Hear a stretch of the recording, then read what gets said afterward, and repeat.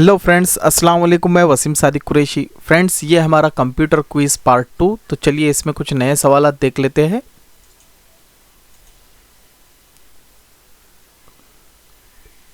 पहला सवाल, कर्सर को दाएं और बाएं और ऊपर और नीचे ले जाने के लिए जिन बटन का इस्तेमाल करते हैं उन्हें क्या कहते हैं।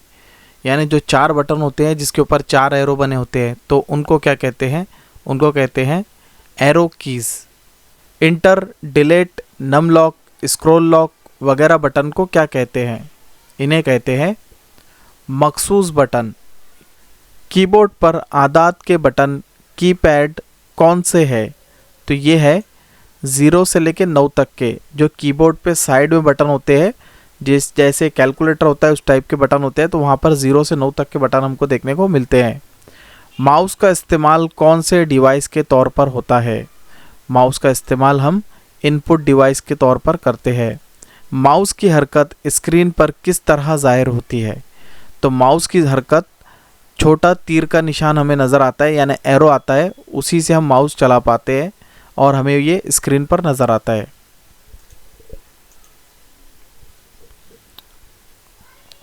माउस के बटन दबाने और इस्तेमाल करने को क्या कहते हैं? इसे हम कहते हैं क्लिक।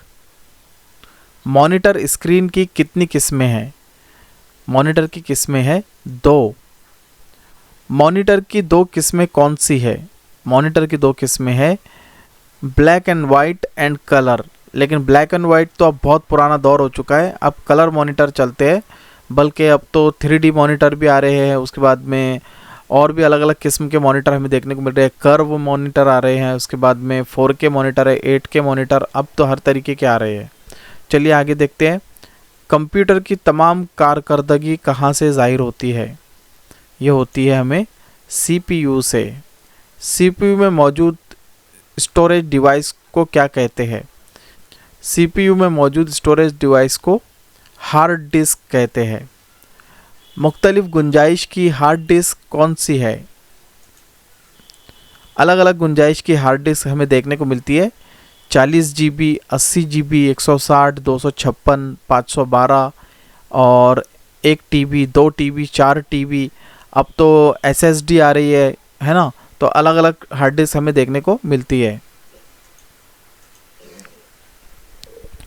एक फ्लॉपी की गुंजाइश कितनी होती है?